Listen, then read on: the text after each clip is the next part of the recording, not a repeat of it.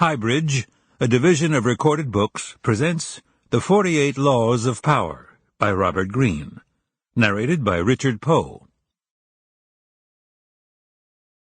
Preface. The feeling of having no power over people and events is generally unbearable to us. When we feel helpless, we feel miserable. No one wants less power. Everyone wants more. In the world today, however, it is dangerous to seem too power-hungry, to be overt with your power moves. We have to seem fair and decent, so we need to be subtle, congenial yet cunning, democratic yet devious. This game of constant duplicity most resembles the power dynamic that existed in the scheming world of the old aristocratic court. Throughout history, a court has always formed itself around the person in power: king, queen, emperor, leader. The courtiers who filled this court were in an especially delicate position.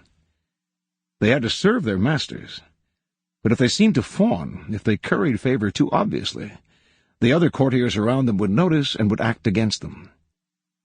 Attempts to win the master's favor, then, had to be subtle.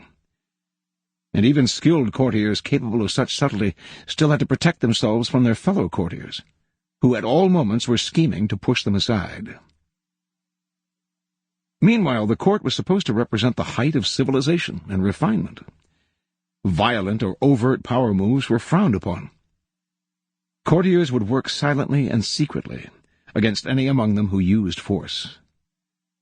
This was the courtier's dilemma. While appearing the very paragon of elegance, they had to outwit and thwart their own opponents in the subtlest of ways.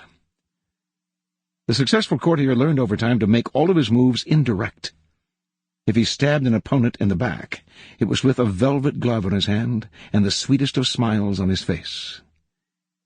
Instead of using coercion or outright treachery, the perfect courtier got his way through seduction, charm, deception, and subtle strategy, always planning several moves ahead. Life in the court was a never-ending game that required constant vigilance and tactical thinking. It was civilized war.